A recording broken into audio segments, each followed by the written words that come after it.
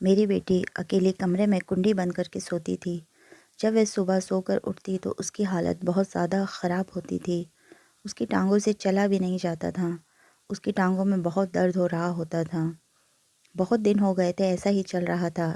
ایک رات کو میرے شوہر میرے خواب میں آئے اور مجھ سے کہنے لگے کہ رات کو اپنی بیٹی کے کمرے میں جانا۔ میں جب اس رات اس کے کمرے میں گئی تو وہاں کی حالت دیکھ کر میری روح کانپ گئی۔ میرا نام شہناز ہے اور میرے بس ایک ہی بیٹی تھی۔ جیسے جیسے میری بیٹی جوان ہو رہی تھی، اسے پڑھنے کا بہت زیادہ شوق ہو رہا تھا۔ وہ اپنے روم میں بند ہو کر دن رات پڑھتی رہتی تھی۔ مجھے اس بات کی خوشی تھی کہ میری بیٹی پڑھائی میں بہت اچھی ہے۔ میری بیٹی بہت انٹیلیجنٹ تھی۔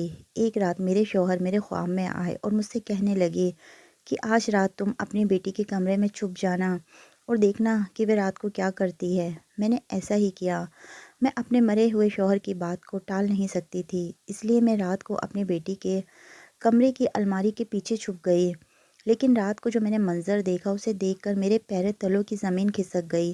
میں نے دیکھا کہ میری بیٹی کمرے کے اندر جو کر رہی تھی اسے دیکھ کر تو مجھے یقین ہی نہیں آ رہا تھا۔ میں 25 سال کی تھی جب میری بیٹی پیدا ہوئی تھی اور میں 22 سال کی تھی جب میری شادی ہوئی تھی۔ میں اپنے شوہر سے بے حد پیار کرتی تھی۔ میری بیٹی 6 سال کی تھی جب میرے شوہر اس دنیا سے چلے گئے تھے۔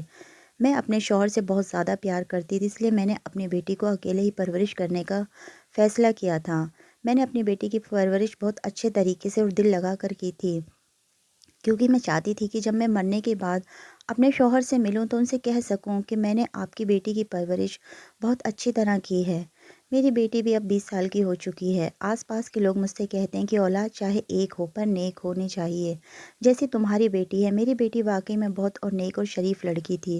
جب لوگ میری پرورش کی تعریف کرتے تھے میرا سر فخر سے اونچا ہو جاتا تھا۔ میری بیٹی یعنی واقعی میں بہت اچھی لڑکی تھی۔ وہ سارا سارا دن پڑھائی کرتی اور رات میں بھی پڑھائی کرتی تھی۔ اسے ایسے دن رات پڑھائی کرتے دیکھ کر میرے دل میں اس کے لیے اور بھی زیادہ پیار پیدا ہو جاتا تھا۔ میرے منہ سے اس کے لیے دعائیں نکلتی تھی۔ پھر مجھے اس رات کا راز کا خیال آتا ہے جو میں نے اپنی بیٹی سے چھپا کر رکھا ہوا ہے۔ مجھے ڈر ہے کہ کہیں اس راز کے کھلنے کی وجہ سے مجھ میں اور میری بیٹی میں درار نہ پیدا ہو جائے، لیکن میں بھی کیا کروں، میں ابھی اسے اس راز کے بارے میں کچھ بھی نہیں بتا سکتی ہوں، اس لیے میں یہ راز ابھی تک اپنے دل میں چھپائے بیٹھی ہوں۔ میں چاہتی ہوں کہ میری بیٹی کی شادی جلد سے جلد ہو جائے۔ میں اپنی بیٹی کے BA کی پڑھائی پوری ہونے کے بعد اس کی شادی جلدی سے جلدی کرانا چاہتی ہوں۔ مجھے ڈر ہے کہ کہیں وہ اپنی شادی ہونے سے پہلے اس راز تک نہ پہنچ جائے، مگر میری بیٹی ابھی شادی کرنے سے منع کر دیتی ہے۔ میں جب بھی اینی سے شادی کرنے کی بات کرتی ہوں وہ مجھے منع کر دیتی ہے۔ وہ کہتی ہے کہ مجھے ابھی اور پڑھنا ہے، میں پڑھ لکھ کر کچھ بننا چاہتی ہوں۔ ایک بار میں شام کا کھانا بنا رہی تھی تو مجھے میرے شوہر کے دوست کا فون آیا۔ وہ ہمیں اپنی بیٹی کی شادی کے لیے انوائٹ کر رہے تھے۔ وہ کہہ رہے تھے کہ میری بیٹی کی شادی ہے اور ہم چاہتے ہیں کہ تم اور اینی یہاں پر 2 ہفتے پہلے ہی آ جاؤ، کیونکہ میرے شوہر کی ان سے بہت اچھی دوستی تھی اور میری ان کی بیوی سے بہت اچھی دوستی تھی۔ ہم ساتھ ساتھ میں ہی کالج پڑھتے تھے۔ انہوں نے کہا کہ نیلم ہماری اکلوتی بیٹی ہے اور ہم چاہتے ہیں کہ تم اس کی شادی میں ہمارے ساتھ ہی رہو۔ میں یہ بات سن کر خوش ہو گئی تھی، کیونکہ میں ان کے چھوٹے بیٹے ریحان سے اپنی بیٹی اینی کی شادی کروانا چاہتی تھی۔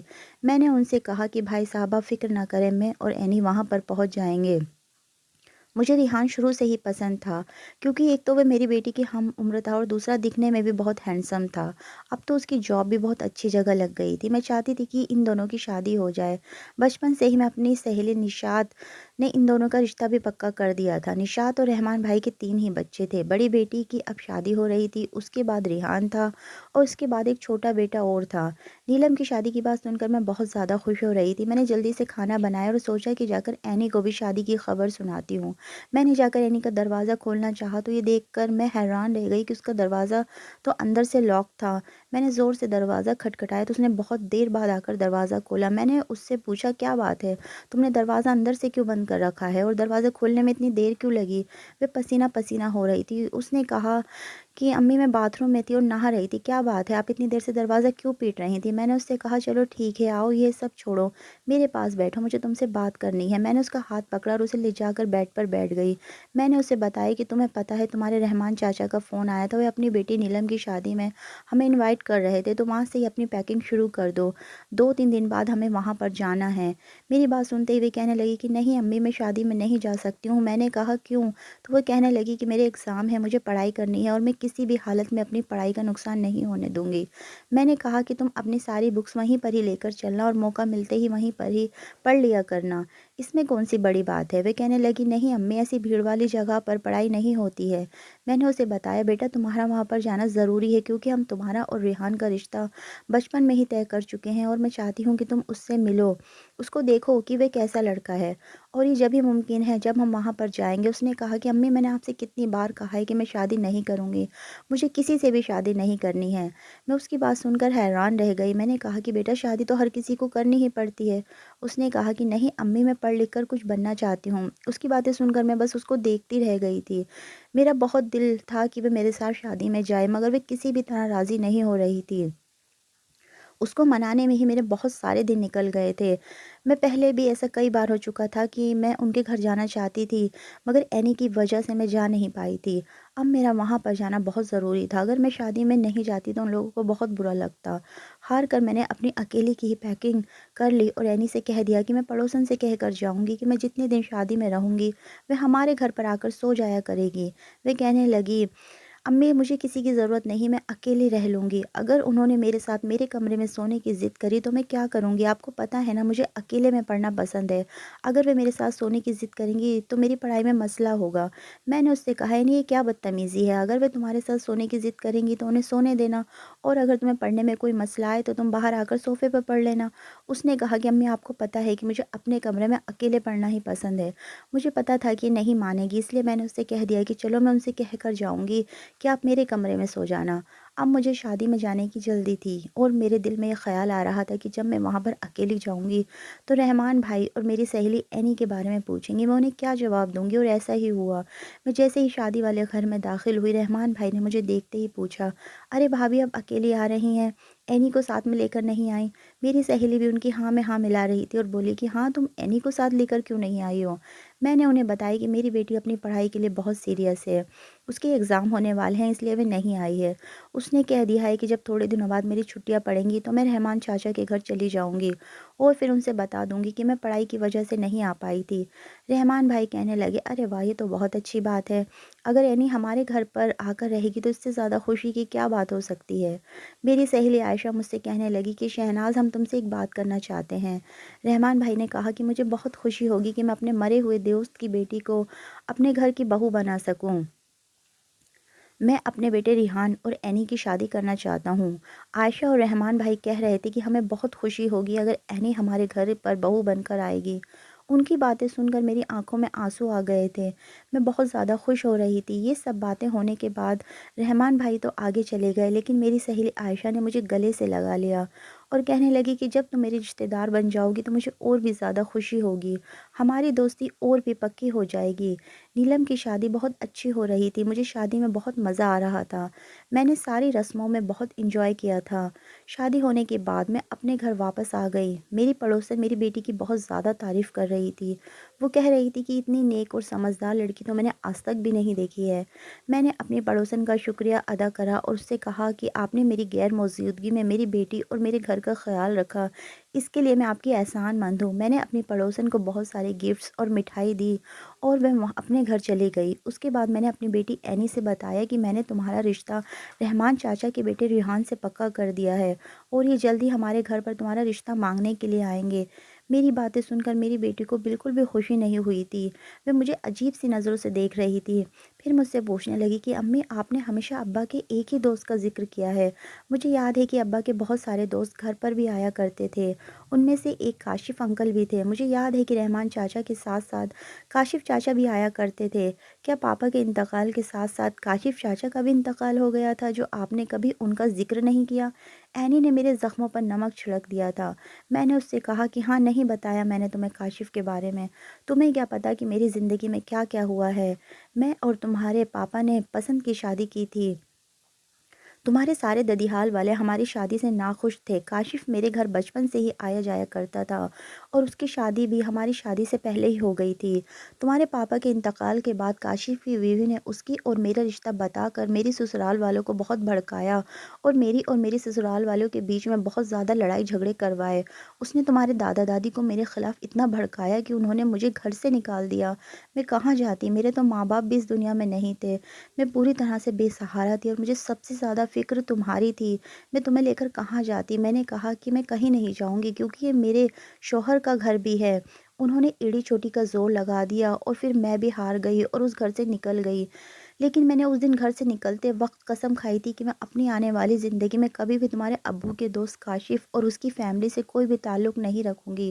میں نے سوچ لیا تھا کہ میں اپنی آنے والی زندگی میں کاشف اور اس کے خاندان سے کبھی کوئی تعلق نہیں رکھوں گی۔ اس وقت تم صرف 6 سال کی تھی اور تمہارے پورے خاندان والوں نے ہم دونوں سے سارے رشتے توڑ لیے تھے۔ پتہ ہے یہ سب کس کی وجہ سے ہوا تھا؟ صرف کاشف کی بیوی کی وجہ سے۔ اس نے ان سب لوگوں کے دلوں میں میرے لیے نفرت بھر دی تھی۔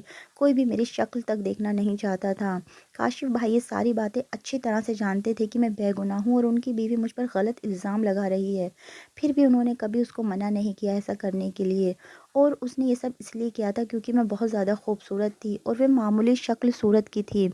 تمہارے دادا دادی نے اس کی بات پر یقین کیا اور میری بات پر نہیں۔ وہ تو اچھا ہوا تمہارے چاچا نے انصاف کا ساتھ دیتے ہوئے اس گھر میں سے ہمارا حصہ دلوا دیا جس سے میں نے چھوٹا سا گھر لے لیا تھا۔ تمہارے دادا دادی ویسے بھی بہت مطلبی تھے۔ تمہارے ابو کی اچھی سیلری تھی، وہ اپنی ساری سیلری اپنی امی کو لا کر دیتے تھے جب تک تمہارے ابو زندہ تھے اور انہیں پیسے لا کر دیتے تھے۔ ہم ان کے لیے اچھے تھے، لیکن جب تمہارے ابو کا انتقال ہو گیا تو ہم دونوں ان پر بوجھ بن گئے۔ وہ تو تمہارے چاچا چاچی اچھے تھے، انہوں نے ہمارا بہت خیال رکھا۔ تمہارے دادا دادی تمہیں بھی مجھ سے چھیننا چاہتے تھے، لیکن میں نے صاف انکار کر دیا کہ تم میرے شوہر کی نشانی ہو، میں تمہیں کسی بھی کو بھی نہیں دوں گی۔ پھر مجھے دھمکیاں دینے لگے تو میں نے جا کر پولیس میں کمپلین لکھوا دی۔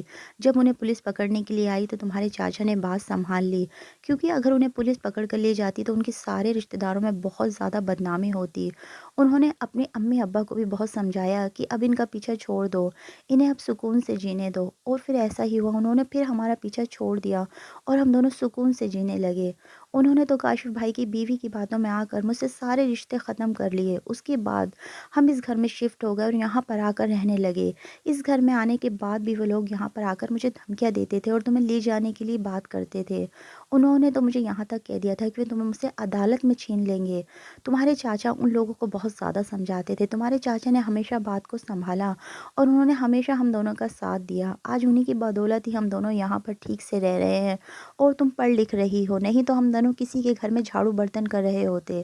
یہ سب باتیں سن کر اینی کا چہرہ ایک دم سے اتر گیا تھا اور وہ بہت زیادہ پریشان ہو گئی تھی۔ مجھے بھی یہ سب باتیں یاد کرنے کے بعد بہت زیادہ دکھ ہو رہا تھا۔ مجھے اپنی پچھلی زندگی کی باتیں یاد آ رہی تھی اور اپنے شوہر کی بھی بہت زیادہ یاد آ رہی تھی۔ میں اب الماری میں سے اپنے شوہر کے دیے ہوئے خط اور فوٹوگراف نکال کر انہیں دیکھ رہی تھی۔ کبھی میں انہیں چومتی تھی تو کبھی انہیں اپنے دل سے لگا لیتی تھی۔ ان سب کو دیکھتے ہوئے روتے ہوئے میری نظر ان کی ڈائری کے اوپر پڑی۔ انہیں ڈائری لکھنے کا بہت شوق تھا، ان کی لکھی ہوئی بہت ساری ڈائریاں تھیں۔ ان میں سے ایک ڈائری تھی بلیک کلر کی جو وہاں سے غائب تھی۔ میں اندر ہی اندر ڈر رہی تھی اور اس ڈائری کو ہر جگہ ڈھونڈ رہی تھی۔ میں نے اسے اس الماری میں اور دوسری الماری میں، اپنے سامان میں، ہر جگہ اس ڈائری کو ڈھونڈ لیا تھا، مگر وہ کہیں بھی نہیں تھی۔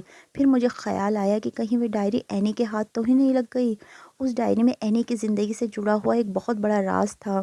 میری بیٹی کالج بھی جاتی تھی اور پھر گھر میں آ کر بھی پڑھتی تھی، لیکن آج کل وہ بہت زیادہ اداس رہنے لگی تھی۔ پڑھائی میں بھی زیادہ دھیان نہیں دیتی تھی، ہر بات پر چڑچڑی ہو جاتی تھی، وہ میرا کہنا بھی نہیں مانتی تھی۔ میں سوچ رہی تھی کہ جس وقت وہ گھر پر نہیں ہوگی میں اس کے کمرے کی تلاشی لوں گی، ہو سکتا ہے کہ وہ ڈائری اس کے پاس ہو۔ میں ساری رات یہی سب باتیں سوچ رہی تھی۔ مجھے بڑی مشکل سے نیند آئی۔ اس وقت میں بڑی گہری نیند میں تھی تو میں نے خواب میں اپنے شوہر کو دیکھا۔ میرے شوہر مجھ سے کہہ رہے تھے کہ شہناز، تم 2-3 راتیں اپنی بیٹی کے کمرے میں ہی سو جاؤ اور اس پر نظر رکھو، دیکھو کہ وہ کیا کرتی ہے۔ یہ خواب دیکھ کر میری گھبرا کر آنکھ کھل گئی۔ پچھلے کئی سالوں کے بعد میرے شوہر میرے خواب میں آئے تھے۔ مجھے بار بار یہی خیال آ رہا تھا کہ انہوں نے ایسا کیوں کہا؟ کیا میری اینی کسی مصیبت میں تو نہیں ہے؟ یہ سب باتیں سوچ کر مجھے اینی کی فکر ہونے لگی اور میں بستر پر سے ہڑبڑا کر اٹھ گئی اور اینی کی کمرے کی طرف جانے لگی۔ میں نے جا کر دروازہ کھولنے کے لیے ہاتھ بڑھایا تو میں دیکھ کر حیران رہ گئی کہ اس کا کمرہ تو اندر سے لاک تھا۔ پتہ نہیں میری بیٹی ایسی عجیب حرکتیں کیوں کرنے لگی تھی۔ اس سے پہلے تو اس نے کبھی بھی اپنا دروازہ بند نہیں کیا تھا، وہ تو کبھی بھی اپنا دروازہ بند کر کے نہیں سوتی تھی۔ میں واپس اپنے کمرے میں آ کر لیٹ گئی۔ صبح ناشتے کی ٹیبل پر میں نے اینی سے پوچھا کہ اینی، تم نے رات میں اپنا دروازہ کیوں لاک کر رکھا تھا؟ وہ مجھے حیرانی سے دیکھنے لگی اور بولی کہ امی، کیا آپ رات میں میری جاسوسی کرتی ہیں؟ میں اس کی بات سن کر ہڑبڑا گئی اور بات کو ہنسی میں ٹالنے لگی۔ میں نے اس سے ہنس کر کہا کہ نہیں، وہ تو مجھے رات میں ڈر لگ رہا تھا، میں نے سوچا کہ میں تمہارے پاس ہی جا کر سو جاؤں گی۔ اس نے کہا کہ پتہ نہیں امی، آپ کو ڈر لگ رہا تھا یا کوئی اور بات ہے، لیکن اب مجھے آپ سے ڈر لگ رہا ہے۔ میں اس کی باتیں سن کر بہت حیران ہو رہی تھی۔ ایک تو میرے شوہر کا میرے خواب میں آنا، اور دوسرا میری بیٹی کا بدلا ہوا رویہ میری سمجھ میں ہی نہیں آ رہا تھا۔ بہت سوچ سمجھ کر میں نے فیصلہ کیا کہ میں اپنے مرے ہوئے شوہر کی بات کو نہیں ٹالوں گی۔ اگر انہوں نے میرے خواب میں آ کر مجھ سے یہ بات کہی ہے تو ضرور اس کا کوئی نہ کوئی مطلب ہوگا۔ میں نے سوچ لیا تھا کہ میں رات کو اپنی بیٹی کے کمرے میں جا کر چھپوں گی۔ موقع ملتے ہی میں الماری کے پیچھے جا کر کھڑی ہو گئی۔ تھوڑی دیر بعد میری بیٹی اندر آئی اور بیڈ پر بیٹھ کر اپنی کتابیں الٹنے پلٹنے لگی۔ وہ اپنی پڑھائی میں لگی ہوئی تھی اور میں ساری رات الماری کے پیچھے چھپ کر کھڑی ہو کر اسے دیکھتی رہی۔ صبح کے 6 بج چکے تھے اور میری بیٹی اپنی کتابیں سائڈ میں رکھ کر سونے کے لیے لیٹ گئی۔ میری بیٹی صبح 8 بجے کالج کے لیے گھر سے نکل جاتی تھی، اس لیے وہ بس ایک ہی گھنٹہ سوتی تھی۔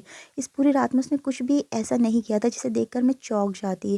1 گھنٹے بعد میری بیٹی اٹھی اور باتھ روم میں نہانے کے لیے چلی گئی، کیونکہ اسے کالج جانے کے لیے تیار ہونا تھا۔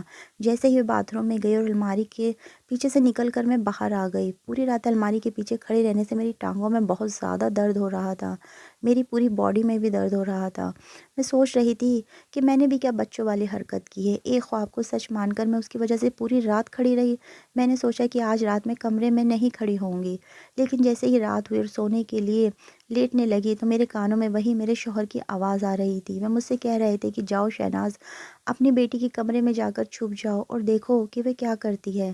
میں زیادہ دیر تک اپنے فیصلے پر ٹک نہیں پائی اور اپنی بیٹی کے کمرے کے اندر جا کر پھر الماری کے پیچھے چھپ گئی۔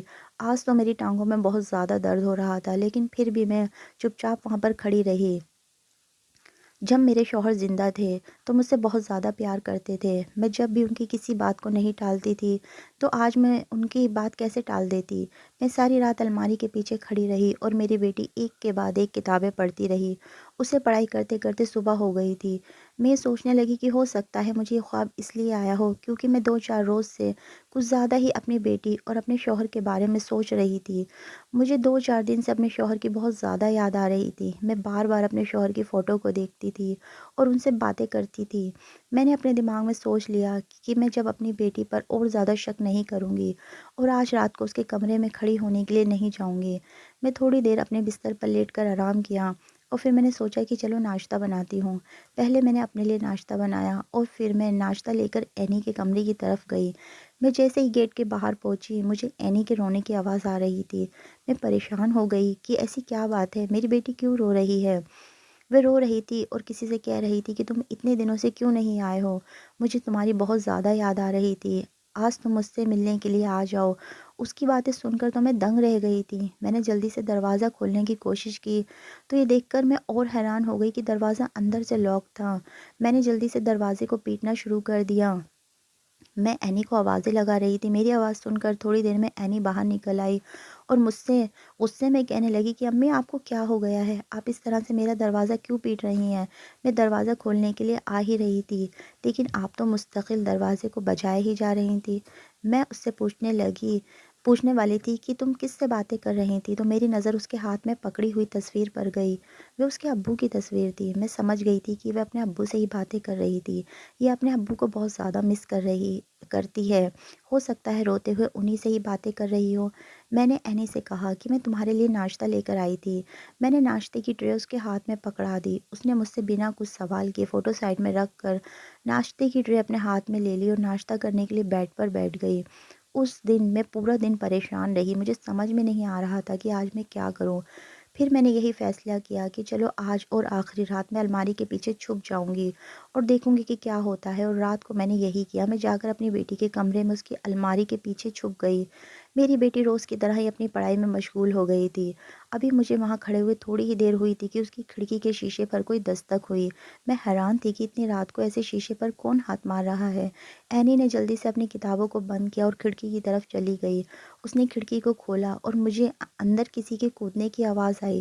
پھر مجھے اینی کے رونے کی آواز آ رہی تھی۔ وہ رو رہی تھی اور کہہ رہی تھی کہ آپ مجھ سے اتنے دنوں میں کیوں ملنے آئے ہو، آپ کو پتہ ہے نا کہ میں آپ سے کتنا پیار کرتی ہوں۔ مجھے تو لگتا ہے کہ اگر میں آج آپ کو فون نہیں کرتی تو آپ آج بھی مجھ سے ملنے نہیں آتے۔ میں آپ کو ایک بات بتانا تو بھول ہی گئی، آج جب صبح میں آپ سے باتیں کر رہی تھی تو امی دروازے پر آ گئیں۔ مجھے لگا کہ انہوں نے میری ساری باتیں سن لی ہیں۔ اس لیے میں نے جلدی سے ابو کی فوٹو ہاتھ میں پکڑ لی اور امی نے سمجھا کہ میں ابو کی فوٹو سے ہی باتیں کر رہی تھی۔ مجھے اپنی بیٹی کی باتیں سن کر بہت زیادہ شرمندگی ہو رہی تھی۔ تبھی مجھے ایک لڑکی کی ہنسنے کی آواز آئی۔ وہ کہہ رہا تھا کہ تو پھر اس کا مطلب آج تو تم بال بال بچ گئی ہو۔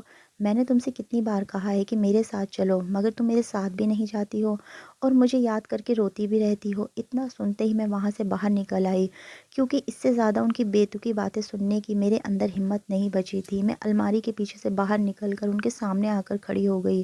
مجھے دیکھتے ہی ان دونوں کی آنکھیں پھٹی کی پھٹی رہ گئیں۔ وہ دونوں مجھے اپنی پھٹی ہوئی آنکھوں سے دیکھ رہے تھے۔ تبھی اینی آگے بڑھ کر مجھ سے بولی، امی یہ کیا حرکت ہے؟ میں سوچ بھی نہیں سکتی کہ آپ ایسی گھنونی حرکت بھی کر سکتی ہو۔ مجھے اپنی بیٹی پر بہت زیادہ غصہ آ رہا تھا۔ وہ شرمندہ ہونے کی بجائے اور الٹا مجھ پر ہی چڑھ کر آ رہی تھی۔ میں نے اس سے چلا کر کہا کہ بند کرو اپنی بکواس۔ اب اگر تم نے ایک لفظ بھی منہ سے نکالا تو میں تمہاری زبان کھینچ لوں گی۔ تمہیں شرم نہیں آتی؟ تم ایک لڑکے کو اپنے گھر پر بلا رہی ہو اور اس سے ایسے چھپ چھپ کر مل رہی ہو۔ تم نے ایک بار بھی اپنی ماں اور باپ کی عزت کے بارے میں نہیں سوچا؟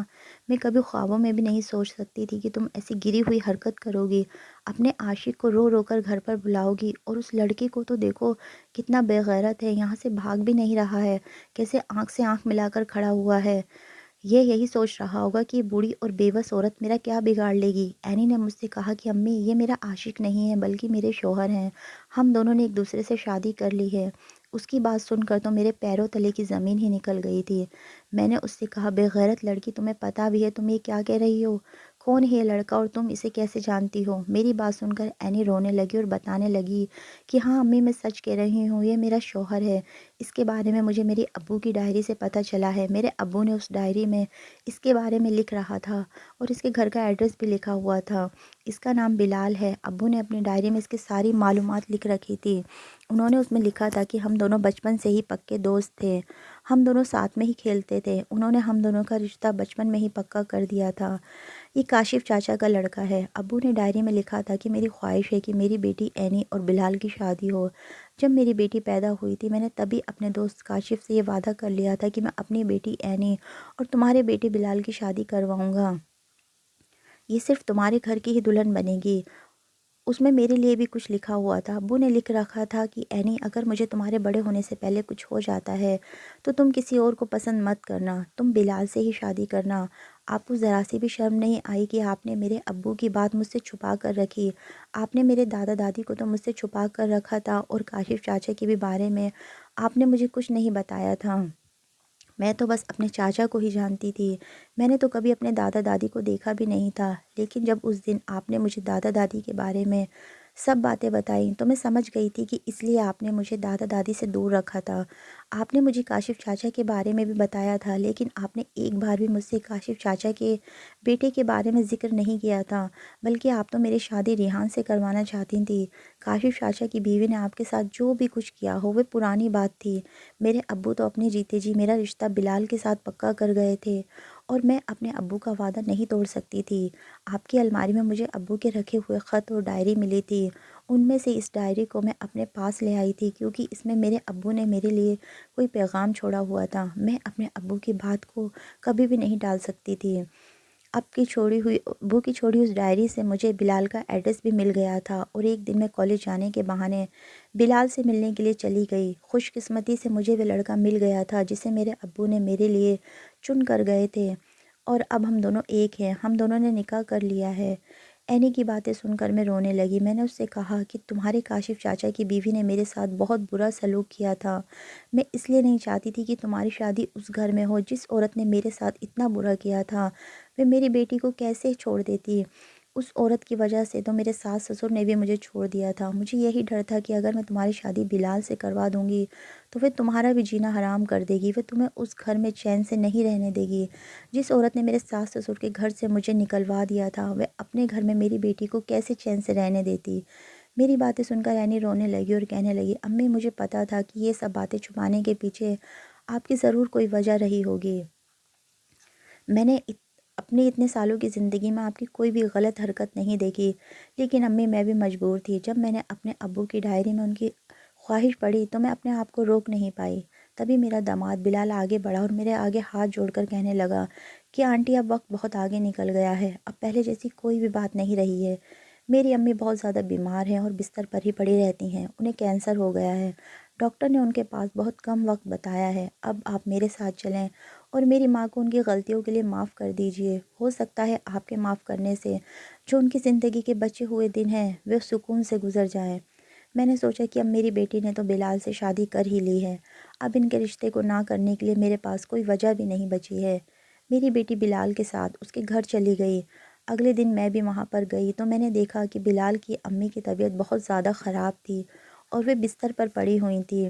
مجھے دیکھ کر ان کی آنکھوں میں سے آنسو نکلنے لگے اور اس نے ہاتھ جوڑ لیے۔ اس کے منہ سے الفاظ نہیں نکل رہے تھے، لیکن ایسا لگ رہا تھا کہ وہ مجھ سے معافی مانگ رہی ہیں۔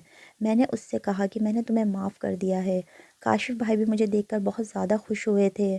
وہ مجھ سے کہنے لگے کہ بھابھی سے معاف کر دیجئے، یہ اپنی غلطی پر بہت شرمندہ ہے۔ ہم تو آپ کے پاس بہت پہلے ہی معافی مانگنے کے لیے آنا چاہتے تھے، لیکن اس کی حالت ایسی نہیں تھی کہ آپ کے گھر تک چل کر جا سکے۔ پھر ایک دن میرے پاس عینی بیٹی آئی اور اس نے مجھے سب کچھ بتایا۔ میں بھی اسے اپنے گھر کی بہو بنانا چاہتا تھا، اس لیے میں نے ان دونوں کا نکاح کروا دیا۔ آپ کو میں نے اس لیے نہیں بتایا تھا کہ کہیں آپ اس رشتے کے لیے راضی نہ ہوں۔ اب آپ ان دونوں بچوں کے رشتے کو قبول کر لیجئے اور مجھے اور میری بیوی کو معاف کر دیجئے۔ ہم آپ سے اپنی غلطی کی معافی مانگتے ہیں۔ میں نے کہا کہ اب تو جو ہونا تھا ہو چکا ہے، میں نے آپ کی بیوی اور آپ کو بھی معاف کر دیا ہے۔ میری بیٹی خوش رہے اور مجھے کچھ نہیں چاہیے۔ یہ کہہ کر میں اپنے گھر آ گئی۔ اگلے دن جو خبر ملی اسے سن کر میرے پیروں تلوں کی زمین ہی کھسک گئی تھی۔ اینی نے مجھے فون کر کے بتایا کہ اس کی ساس کا انتقال ہو گیا ہے۔ مجھے بہت زیادہ افسوس ہو رہا تھا، لیکن میں نے سوچا کہ چلو، اس نے مرنے سے پہلے اپنی غلطی کی معافی مانگ لی تھی۔ میرے دل میں یہ تسلی تھی کہ میری بیٹی اب اس گھر میں خوش ہے اور میرے شوہر کی آخری خواہش بھی پوری ہو گئی ہے۔